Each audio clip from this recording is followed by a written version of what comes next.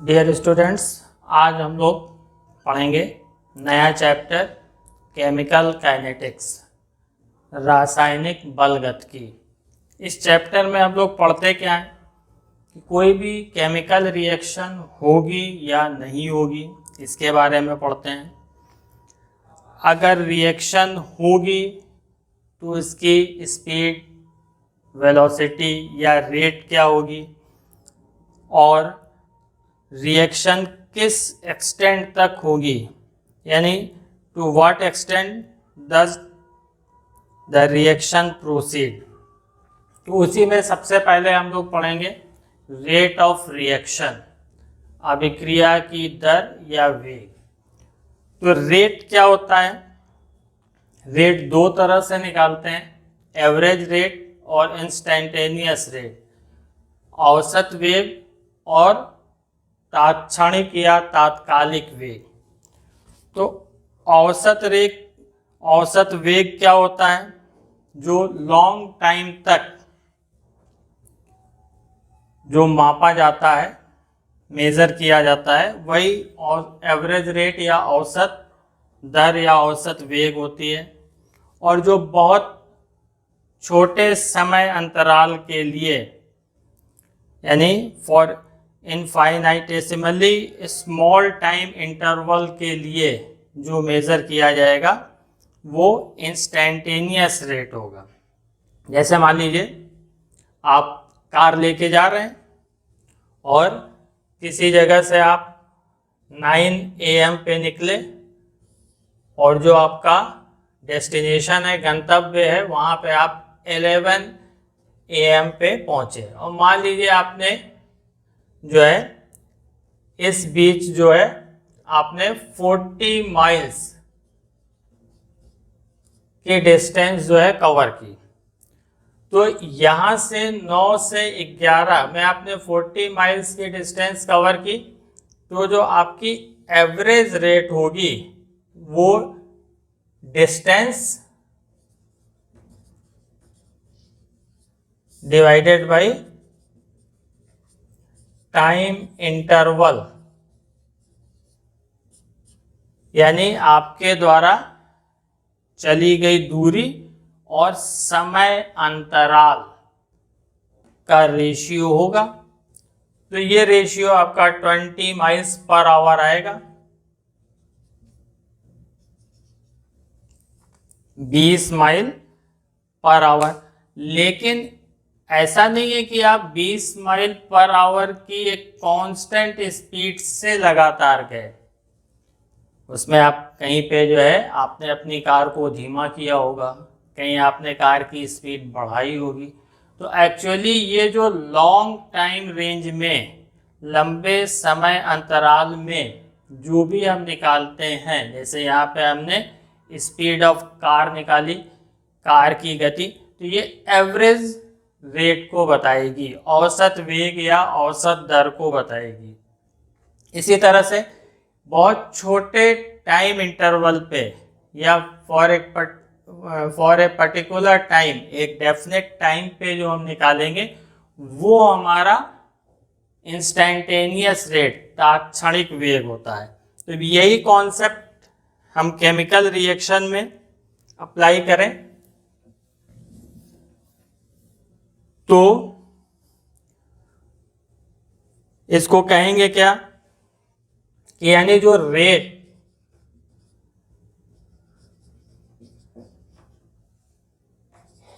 जो मेजर करते हैं over a long time interval,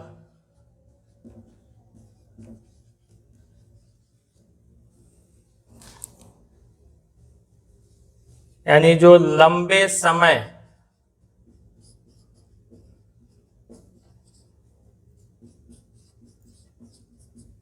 के लिए जो मापा जाए या मापित जो दर होगी वही हमारी क्या होगी? एवरेज रेट, औसत दर। यानी किसी भी केमिकल रिएक्शन में अगर लंबे समय तक के लिए कोई रेट लॉन्ग टाइम इंटरवल में किसी रिएक्शन की रेट मेज़र की जाती है। लंबे समय अंतराल के लिए जो है किसी अभिक्रिया की दर मापेंगे तो वो उसकी औसत दर या एवरेज रेट कहलाएगी। और अगर छोटे समय अंतराल के लिए, यानी अगर रेट को जो है मेजर करें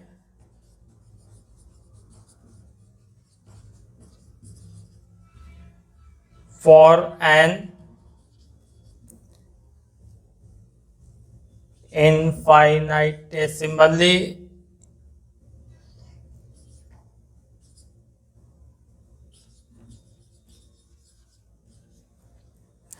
स्मॉल टाइम इंटरवल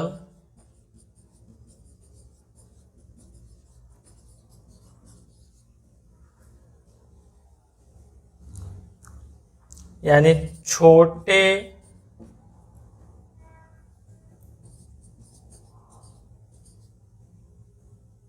समय के लिए जो मापित दर होगी इसी को हम इंस्टैन्टेनियस रेट या तात्क्षणिक दर कहेंगे।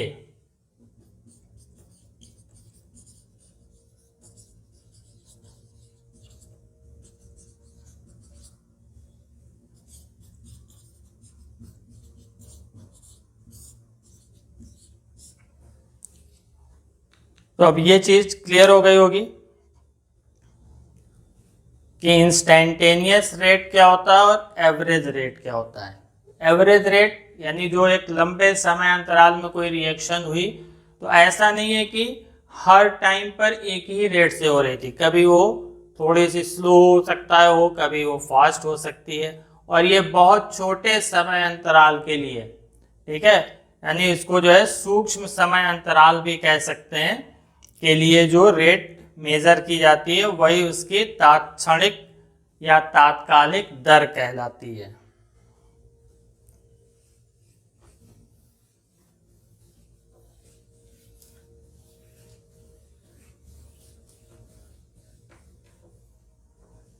अब इसमें जो है किसी भी केमिकल रिएक्शन में कोई भी रिएक्शन होगी तो रिएक्टेंट रिएक्शन करेंगे और प्रोडक्ट फॉर्म होंगे,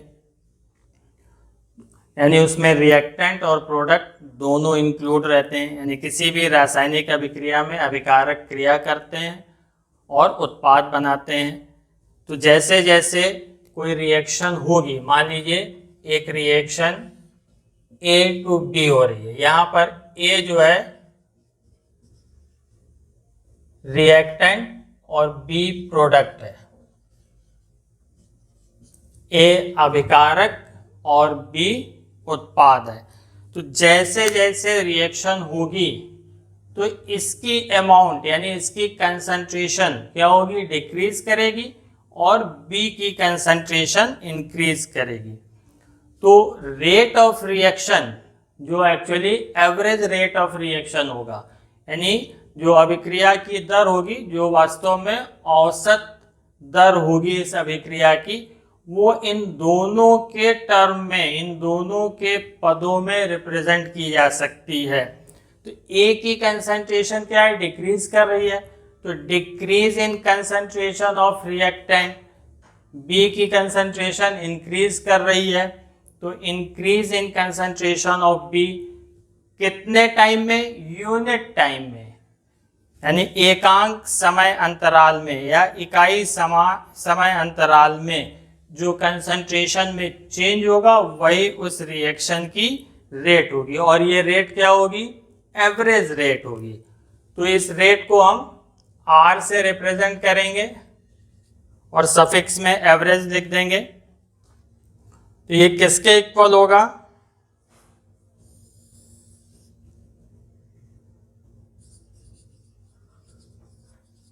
change in concentration of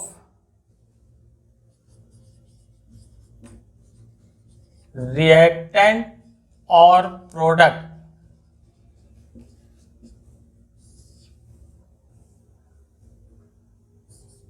divided by time taken for the change, यानी ये लिखा जाएगा अभिकारक या उत्पाद में से कोई भी एक ले सकते हैं, किसी एक, दोनों के रिस्पेक्ट में मेजर कर सकते हैं, किसी एक के रिस्पेक्ट में भी, किसी एक के सांद्रण में परिवर्तन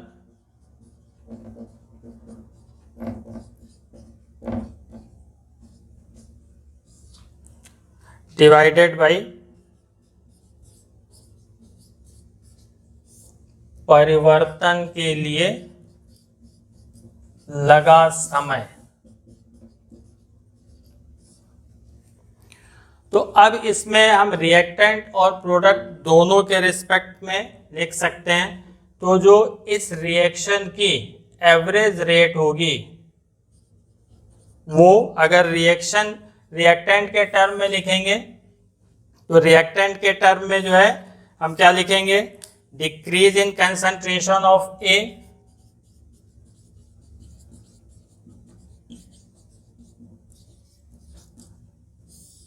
डिवाइडेड बाय टाइम टेकन, यानी ए के सांद्रण में कमी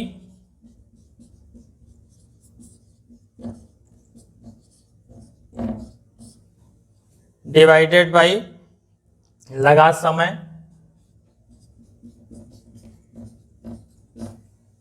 और इसी को अगर हम प्रोडक्ट के रिस्पेक्ट में लिखेंगे तो एवरेज रेट क्या होगी। अब यहां पर ए की कंसंट्रेशन डिक्रीज कर रही है तो बी की कंसंट्रेशन क्या होगी, इंक्रीज करेगी। तो यहां पर ये increase in concentration of B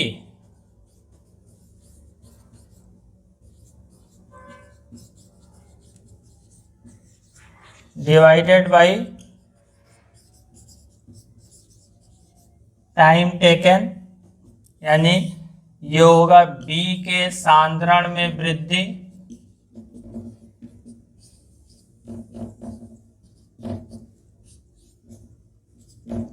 बटा लगा समय। तो इतनी चीज समझ में आई कि एवरेज रेट जो है वो कैसे निकालेंगे, औसत वेग या दर। अब यहां पर एक चीज ध्यान रखिएगा, जो कंसंट्रेशन होती है यानी जो सांद्रण होता है उसको हम मोल पर लीटर में लिखते हैं, यानी मोलर कंसंट्रेशन में लिखा जाता है। तो मोलर कंसंट्रेशन में लिखेंगे तो उसके लिए साइन चिन्ह कैसा प्रयोग करेंगे, आप जानते हैं मोलर कंसंट्रेशन को बड़े ब्रैकेट में जो एक्टिव मास की तरह जैसे लिखते हैं उस तरह से आप लिख करके रिप्रेजेंट करेंगे। और उसके पहले अगर चेंज है तो चेंज के लिए आप क्या लिखते हैं, डेल्टा साइन यूज करते हैं, तो उसके पहले आप डेल्टा लगा देंगे। और जो भी स्पीशीज होगी, जो भी रिएक्टेंट या प्रोडक्ट होंगे उसको इस ब्रैकेट में लिख करके शो करेंगे। यानी जो भी अभिकारक या उत्पाद की सांद्रता में परिवर्तन मोल प्रति लीटर में व्यक्त करते हैं तो उसको किस संकेत से लिखेंगे, जो भी सब्सटेंस होगा उसको बड़े ब्रैकेट में उसके फॉर्मूले को लिख करके, और चेंज के लिए आप डेल्टा का चिन्ह लगाएंगे, परिवर्तन के लिए डेल्टा का चिन्ह लगाएंगे। और इसी तरह से जो समय अंतराल होगा तो टाइम को टी से रिप्रेजेंट करेंगे और चेंज के लिए इसके पहले डेल्टा साइन लगाएंगे। तो इसमें जो है कंसंट्रेशन में इंक्रीज या डिक्रीज को जो है हम टाइम के रिस्पेक्ट में रिप्रेजेंट कर सकते हैं। तो इसको लिखा कैसे जाएगा, जो मैथमेटिकली आप निकालेंगे,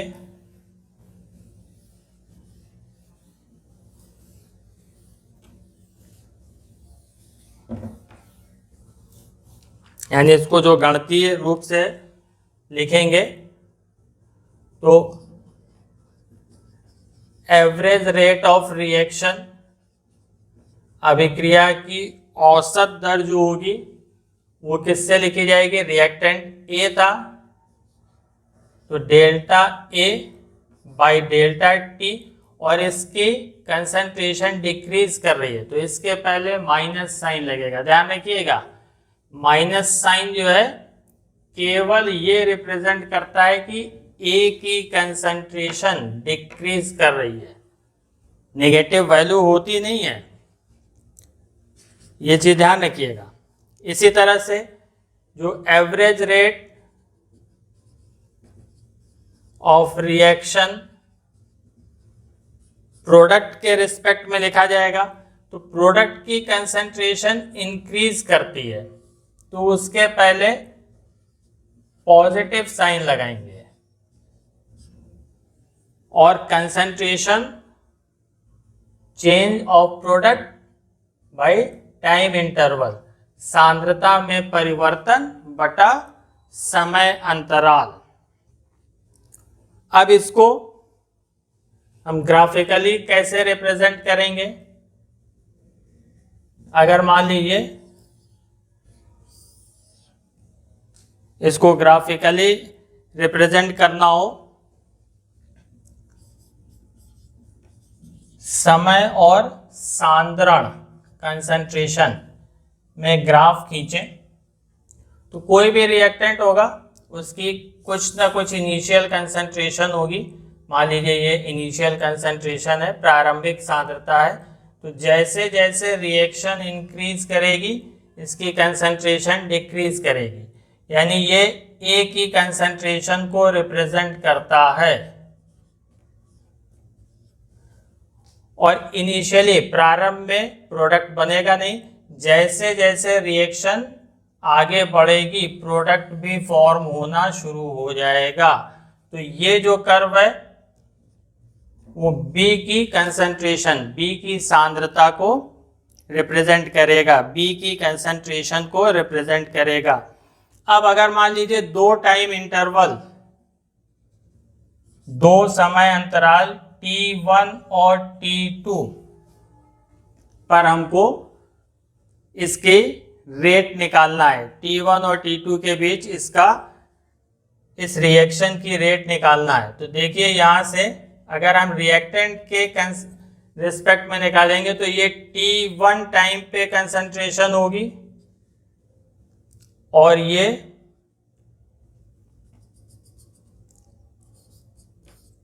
T2 टाइम पे कंसंट्रेशन होगी। तो यहाँ से इसकी जो रेट आएगी यानी जो डेल्टा ए की वैल्यू आएगी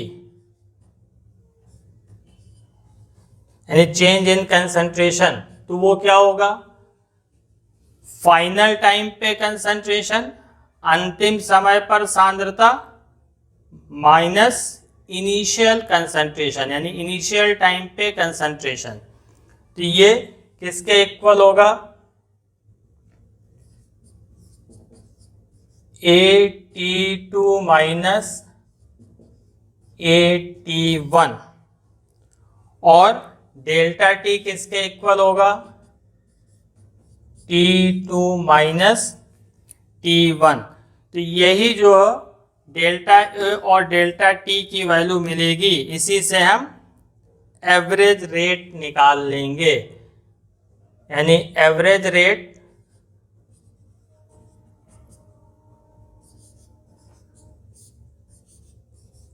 जो होगा वो minus delta A by delta T, और ये concentration of A at time T2 समय पर ए की सांद्रता, और concentration of A at time T1 समय पर सांद्रता डिवाइडेड बाई टाइम इंटरवल समय अंतराल।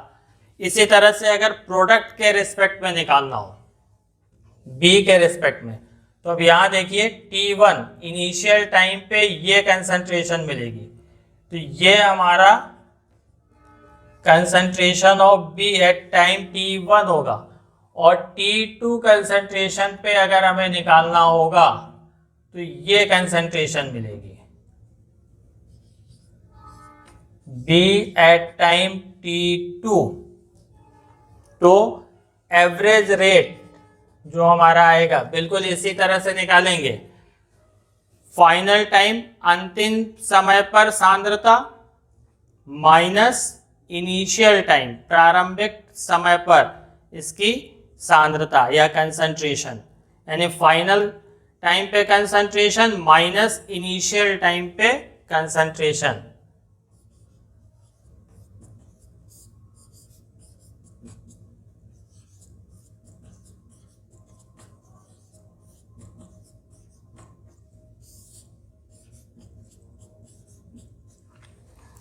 तो ये इसके एवरेज रेट आ जाएगी। अब इसके लिए जो एक्सप्रेशन कैसे लिखा जाता है, औसत अभिक्रिया की दर यानी expression of average rate of reaction कैसे लिखेंगे?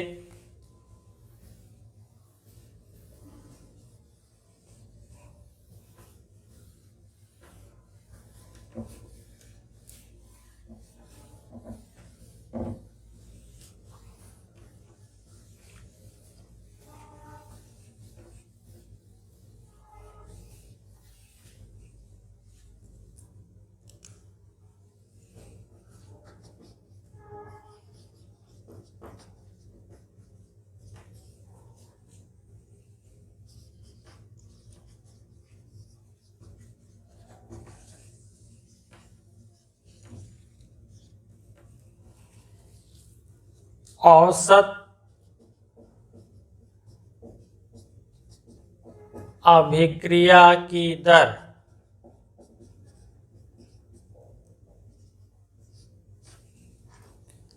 या वेग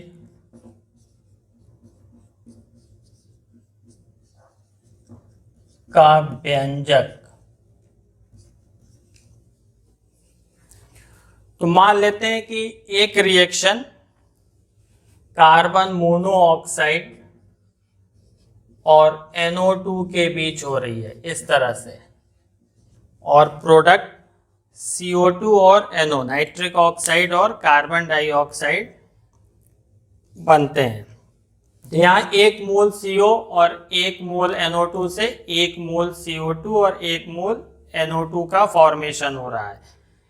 1 मोल CO और 1 मोल NO2 से जो है 1 मोल CO2 और 1 मोल NO बन रही है। तो जो इसका एवरेज रेट होगा, औसत वेग, यहाँ पे जितने भी रिएक्टेंट होंगे, जितने भी अभिकारक होंगे, तो किसी भी अभिकारक के सापेक्ष किसी भी रिएक्टेंट के रिस्पेक्ट में या किसी भी प्रोडक्ट के रिस्पेक्ट में, किसी भी उत्पाद के सापेक्ष लिखा जा सकता है। तो इसका जो है एवरेज रेट जो होगा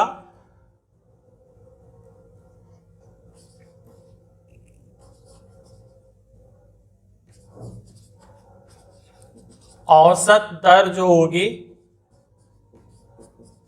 या औसत वेग इस अभिक्रिया का, वो हम किसी भी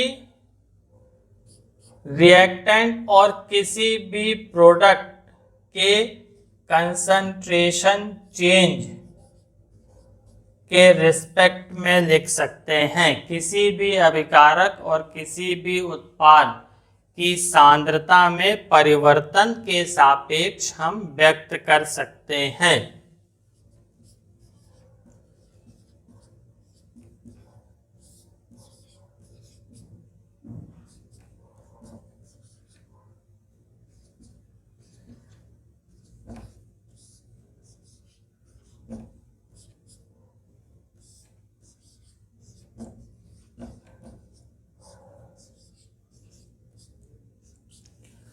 अब यहाँ पर CO कार्बन मोनोऑक्साइड और NO2 ये दोनों रिएक्टेंट हैं। तो इनकी कंसंट्रेशन डिक्रीज होगी। तो ये निगेटिव साइन जो है इसके सिर्फ डिक्रीज इन कंसंट्रेशन को रिप्रेजेंट करता है, और प्रोडक्ट की कंसंट्रेशन टाइम के साथ इंक्रीज करेगी तो पॉजिटिव साइन उसके कंसंट्रेशन में इंक्रीज, उसकी सांद्रता में वृद्धि को व्यक्त करता है। माइनस साइन सांद्रता में कमी को प्रदर्शित करता है। अब मान लीजिए रिएक्शन इस तरह से होती है, कोई रिएक्शन इस तरह से है जैसे डिकम्पोजिशन ऑफ H2O2, हाइड्रोजन पर ऑक्साइड का अपघटन। तो अब यहां पर देखिए 2 मोल H2O2 डिकम्पोज होता है तो 1 मोल ऑक्सीजन फॉर्म होती है, यानी 2 मोल H2O2 के अपघटन से 1 मोल ऑक्सीजन बनती है। तो इस तरह की जो रिएक्शन होगी उसके लिए कैसे लिखेंगे, यानी यहाँ पर इसके डिकम्पोजिशन की रेट, अपघटन की दर ऑक्सीजन के फॉर्मेशन के रेट से 2 टाइम्स है, ऑक्सीजन के बनने की दर से 2 गुनी है।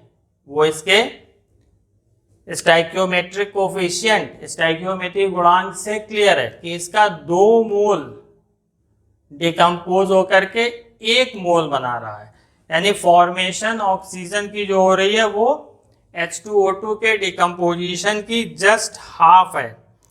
तो इस तरह के रिएक्शन के लिए जो रेट होगा, एवरेज रेट, वो क्या लिखा जाएगा, -1/2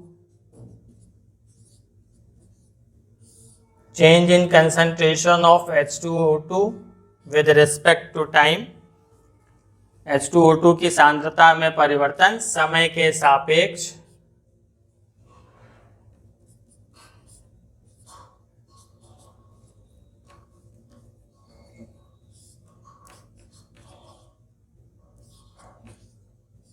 change in concentration of water by delta T, change in concentration of O2 by delta T। तो अब यहां देखिए इसके फॉर्मेशन की रेट क्या है, इसके डिकम्पोजिशन की रेट की हाफ। तो इन दोनों एक्सप्रेशन से वो चीज आपको क्लियर हो जाएगी। तो इसीलिए जो इसमें स्टाइकियोमेट्रिक कोफिशिएंट होते हैं वो change in concentration with respect to time में डिनोमिनेटर के साथ लिखे जाते हैं। जो स्टाइकियोमेट्रिक गुणांक होते हैं उसको हम समय के सापेक्ष सांद्रता में परिवर्तन जब लिखते हैं तो उसके साथ हर में इसको लिख करके व्यक्त किया जाता है। ये जो कोफिशिएंट होगा वो जिसकी आप तुलना करेंगे, जिसका आप कंपैरिजन करेंगे, उसके रिस्पेक्ट में जो है रेट ऑफ रिएक्शन या रेट ऑफ फॉर्मेशन या रेट ऑफ डिकम्पोजिशन और रेट ऑफ फॉर्मेशन को रिप्रेजेंट करेगा। जो इस इक्वेशन से मिलती है वो मैथमेटिकली जो है गणितीय रूप से आप इस तरह से लिख करके व्यक्त करेंगे।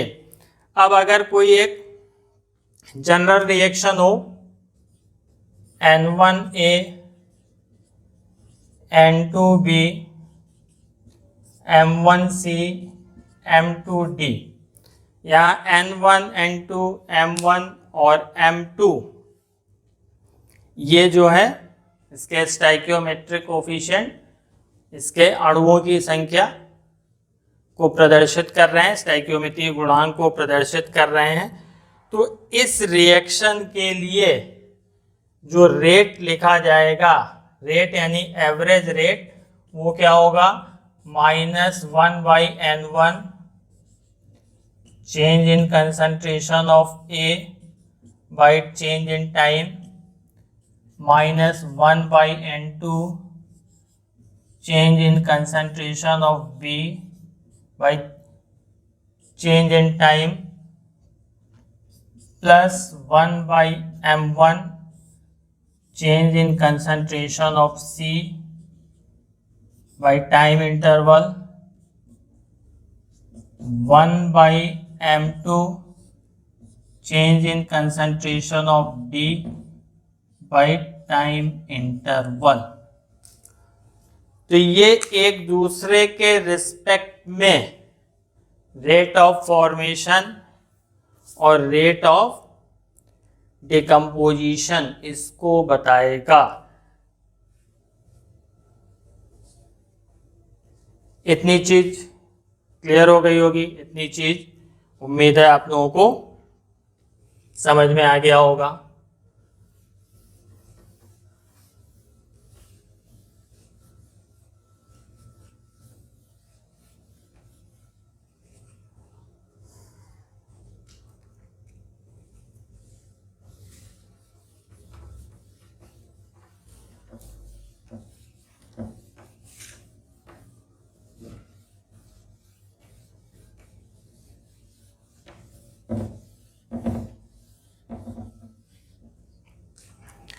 अब आइए इंस्टेंटेनियस रेट ऑफ रिएक्शन और इसको कैसे निकालेंगे।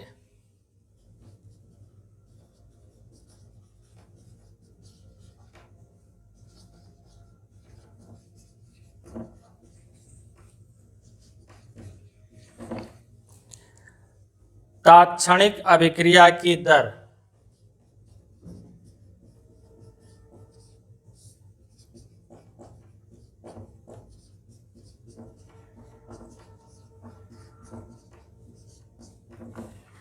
तो इसको पहले भी बताया कि अगर रिएक्टेंट या प्रोडक्ट का किसी स्मॉल टाइम इंटरवल में जो है कंसंट्रेशन चेंज अगर निकाला जाए तो वही उसका इंस्टेंटेनियस रेट होता है। यानी रिएक्टेंट और प्रोडक्ट अभिकारक और उत्पाद में से किसी भी एक का छोटे समय अंतराल में जो परिवर्तन है वही अभिक्रिया की तात्क्षणिक दर को व्यक्त करेगा। तो इसको लिखेंगे कैसे?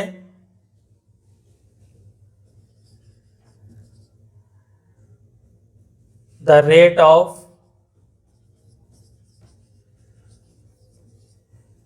change of concentration of any one of the reactants or products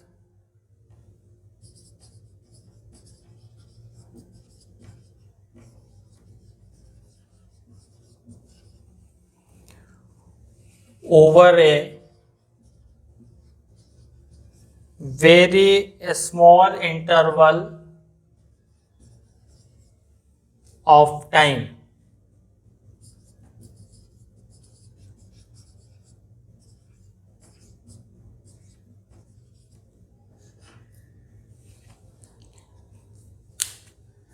यानी अभिकारक या उत्पाद में से किसी एक का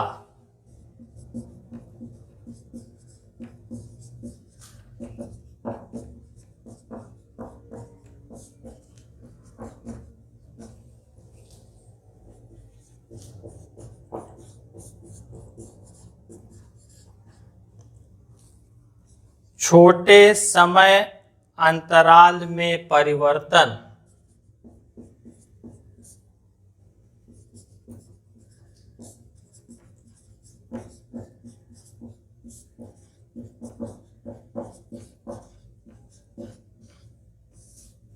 छोटे समय अंतराल में परिवर्तन अभिक्रिया की तात्क्षणिक दर कहलाता है।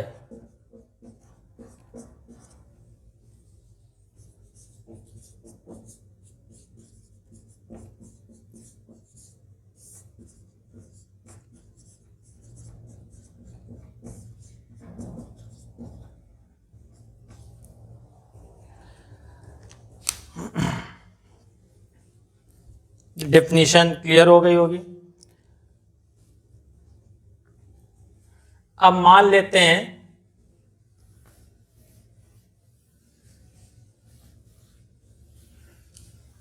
कि एक रिएक्शन होती है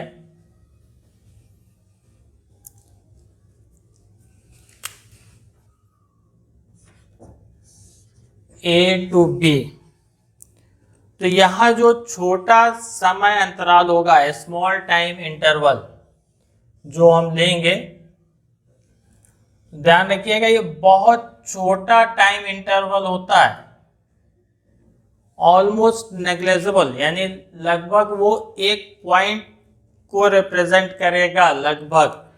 तो उस छोटे टाइम इंटरवल को, छोटे समय अंतराल को जो है वो dt से रिप्रेजेंट किया जाएगा। ये स्मॉल टाइम इंटरवल है,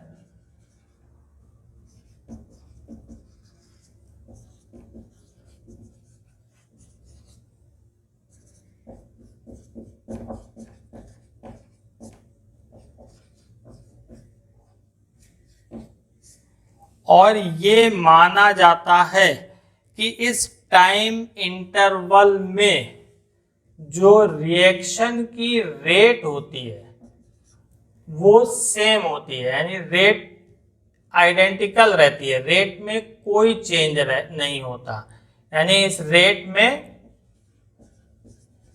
कोई चेंज नहीं होता है। किसमें? इस समय अंतराल में। तो ये स्मॉल टाइम यानी सूक्ष्म समय अंतराल को हम dt से रिप्रेजेंट करेंगे, और इस समय जो चेंज इन कंसंट्रेशन होगा उसको हम dx से रिप्रेजेंट करेंगे, यानी जो आपका रिएक्टेंट A है इसकी dx अमाउंट, dx मात्रा जो होगी वो बहुत स्मॉल टाइम इंटरवल dt में जो है वो प्रोडक्ट में कन्वर्ट हो रही है। यानी अगर स्मॉल टाइम इंटरवल dt में dx अमाउंट जो है वो प्रोडक्ट में कन्वर्ट हो रही है, तो इंस्टेंटेनियस रेट, इसको सफिक्स में INS लिखेंगे, तात्क्षणिक अभिक्रिया की वेग या दर, और ये किसके इक्वल होगी? -dx/dt। यहाँ पे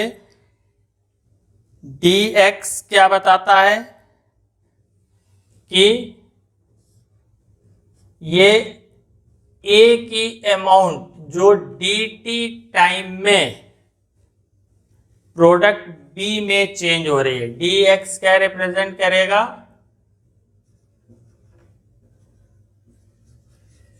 amount of A which changes to B in a small time interval dt, यानी ये बताएगा कि A की मात्रा, अमाउंट यानी मात्रा, जो सूक्ष्म समय अंतराल स्मॉल टाइम इंटरवल dt में B में कन्वर्ट हो रही है। तो यहाँ ये जनरल रिएक्शन लिखने का तरीका है। अगर हम रिएक्टेंट के रिस्पेक्ट में लिखें तो इसको जो है इस तरह से भी रिप्रेजेंट कर सकते हैं, इंस्टेंटेनियस रेट, तात्कालिक वेग माइनस dA/dt। d टर्म जो है वो स्मॉल चेंज के लिए यूज किया गया है, ठीक है। तो यहाँ पर A की स्मॉल अमाउंट जो B में कन्वर्ट हो रही है, dx उसको रिप्रेजेंट कर रहा है। और अगर यही चीज हम प्रोडक्ट के रिस्पेक्ट में लिखें, उत्पाद के सापेक्ष जो है इंस्टेंटेनियस रेट लिखें, यानी उत्पाद के सापेक्ष जो है ये तात्कालिक वेग या तात्क्षणिक वेग लिखा जाए, तो यही जो dx लिखा है ये उस स्मॉल टाइम इंटरवल में B की जो कंसंट्रेशन बनती है, जो फॉर्म होती है, उसको रिप्रेजेंट करेगा। यानी ये A की कंसंट्रेशन के चेंज को भी बताएगा और B की जो कंसंट्रेशन में इंक्रीज हो रहा है, B की सांद्रता में उस स्मॉल टाइम इंटरवल में, उस सूक्ष्म समय अंतराल में जो परिवर्तन हो रहा है, उसको भी रिप्रेजेंट करेगा। यानी ये इन दोनों को प्रदर्शित करेगा, इन दोनों को रिप्रेजेंट करेगा। तो इंस्टैन्टेनियस रेट को इस तरह से रिप्रेजेंट किया जा सकता है। अगर एक जनरल रिएक्शन, एक सामान्य अभिक्रिया N1A plus N2B M1C M2D अगर हो तो इंस्टैन्टेनियस रेट को इस तरह से रिप्रेजेंट करेंगे।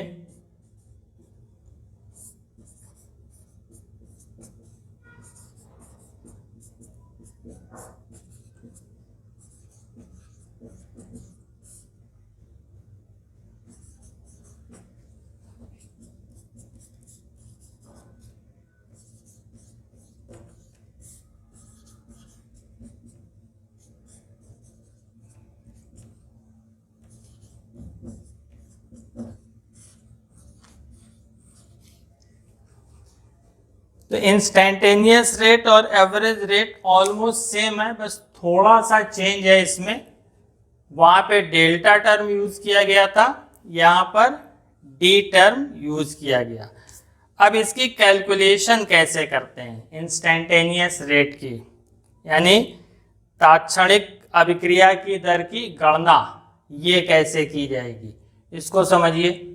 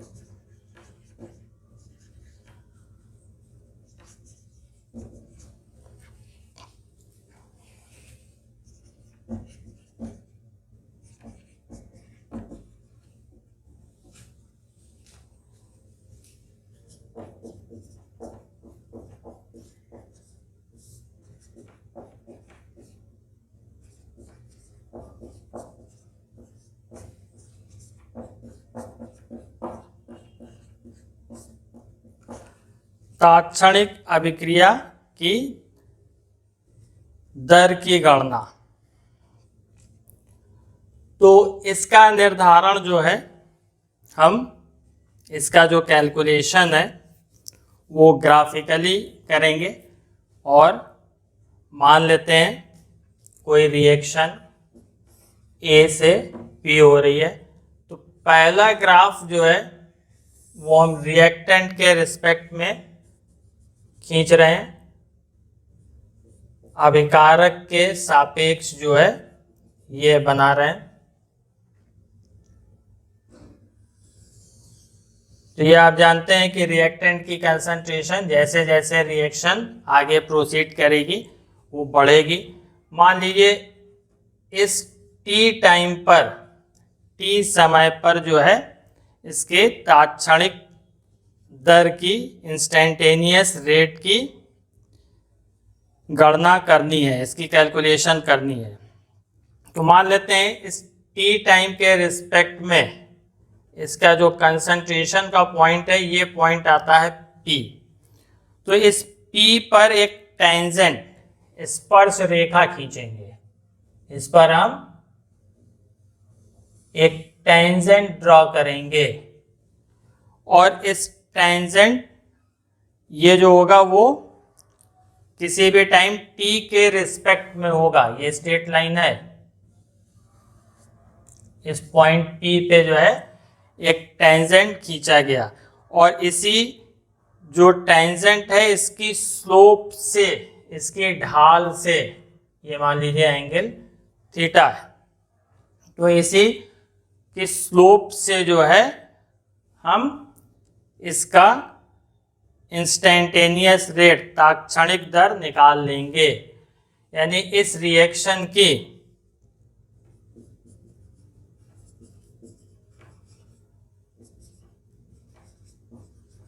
इंस्टेंटेनियस रेट ये किसके इक्वल हो जाएगा? स्लोप ऑफ द कर्व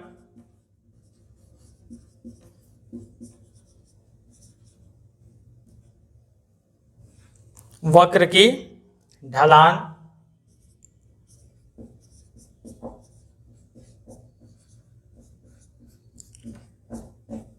इसके बराबर होगा। और ये स्लोप किसके बराबर होगा? जो वाई एक्सिस है यानी ऑर्डिनेट, इसके रिस्पेक्ट में जो इंटरसेप्ट होगा, यानी ये वैल्यू हमारी ये आएगी, दिस वैल्यू। और टाइम इंटरवल जो होगा डेल्टा टी जो होगा वो हम ये टाइम लेंगे।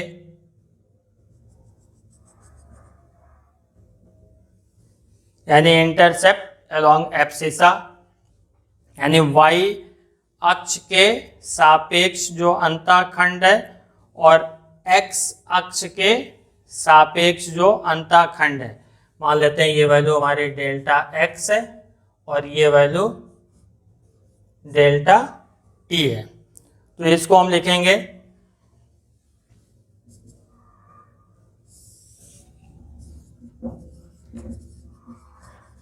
इंटरसेप्ट अलोंग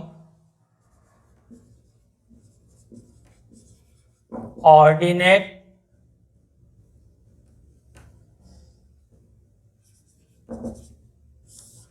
डिवाइडेड बाय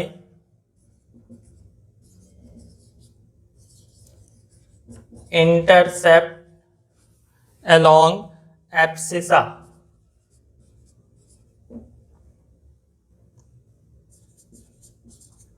यानी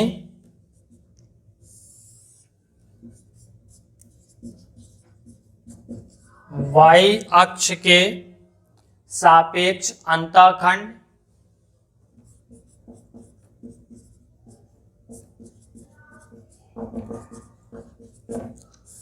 डिवाइडेड बाय एक्स अक्ष के सापेक्ष अंतःखंड। और इसी को हमने क्या माना? डेल्टा एक्स ऑर्डिनेट के अलोंग और एब्सिसा के अलोंग डेल्टा टी। तो इसी को हम delta x by delta T, यानी ये डिफरेंस निकाल लेंगे और ये डिफरेंस निकाल लेंगे, हमको इंस्टेंटेनियस रेट पता लग जाएगा। अब अगर यही चीज प्रोडक्ट के रिस्पेक्ट में निकालनी हो, प्रोडक्ट का ये रिएक्टेंट के रिस्पेक्ट में है, यानी ये जो हमने निकाला विद रिस्पेक्ट टू रिएक्टेंट अभिकारक के सापेक्ष निकाला है, और ये टेंजेंट जो होगा ये थीटा एंगल जो होगा वो यहां से मेजर हो जाएगा। अब अगर यही चीज प्रोडक्ट के रिस्पेक्ट में निकालनी हो तो कैसे निकालेंगे?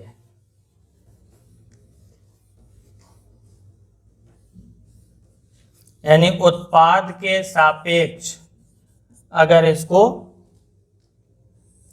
निकालना हो तो प्रोडक्ट का कर्व आप जानते हैं इस तरह से आता है। मान लीजिए किसी टाइम इंटरवल t पर इंस्टेंटेनियस रेट निकालना है, तो इसके रिस्पेक्ट में इसके सापेक्ष मान लेते हैं ये कंसंट्रेशन वाले पोर्शन पे कर्व के ये पॉइंट P आता है। तो अब इस P पर हम टेंजेंट ड्रॉ करेंगे।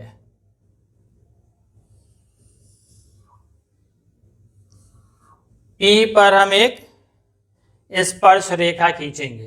प्रोसेस दोनों में सेम रहेगा, कोई डिफरेंस नहीं है। और ऑर्डिनेट और एब्सिसा इसके रिस्पेक्ट में हम जो है इसकी वैल्यू भी निकाल सकते हैं। मान लीजिए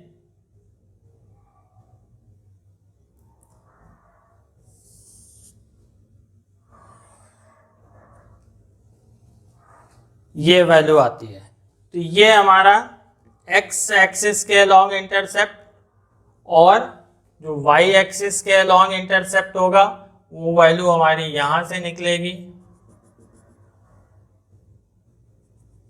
और ये जो एंगल होगा ये थीटा, ये इसके स्लोप को रिप्रेजेंट करेगा। तो इसका जो इंस्टेंटेनियस रेट होगा वो क्या होगा, स्लोप ऑफ द कर्व। और ये किसके इक्वल हो जाएगा, इंटरसेप्ट अलोंग ऑर्डिनेट और इंटरसेप्ट अलोंग एब्सिसा। तो मान लेते हैं कि ये जो वैल्यू है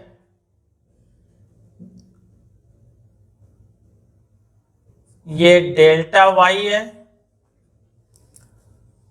और ये जो वैल्यू है इतनी,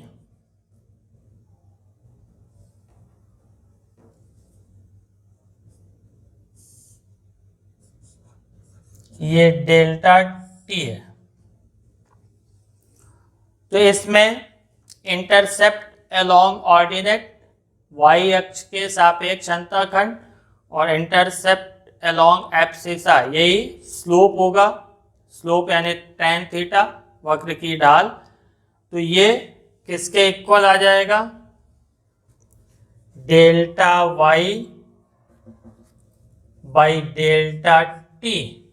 तो इस तरह से कर्व की हेल्प से जो है हम इंस्टेंटेनियस रेट निकाल सकते हैं। यहाँ पर थीटा जो है वो एक्सिस के साथ बना हुआ एंगल है। Theta is the angle of tangent with time axis. ध्यान रखिएगा, थीटा एंगल जो है वो टाइम एक्सिस के साथ जो है वो बना हुआ एंगल है। वक्र की जो ढाल होती है यही एक्चुअली tan थीटा भी होता है। मैथमेटिक्स में थोड़ा पढ़े होंगे इसको, स्लोप ऑफ द कर्व। तो इस तरह से जो है हम इंस्टेंटेनियस रेट कैलकुलेट कर लेते हैं। अब इसमें जो है एक चीज, जो रेट है उसकी यूनिट यानी unit of rate of reaction, तो इसकी यूनिट क्या होगी,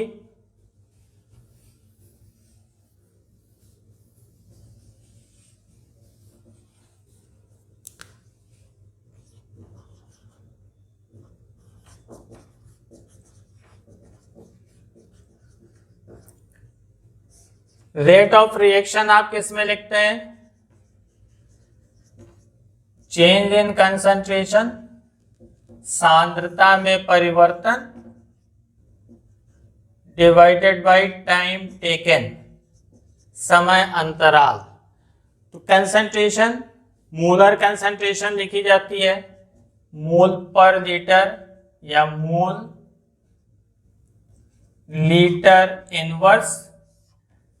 टाइम जो है वो second, minute, hour, day, year कुछ भी हो सकता है। तो हम एक जनरली जो है यहाँ पे सेकंड कंसीडर कर लेते हैं, सेकंड मान लेते हैं। तो इसकी जो यूनिट आ जाएगी रेट ऑफ रिएक्शन की वो mole litre inverse second inverse.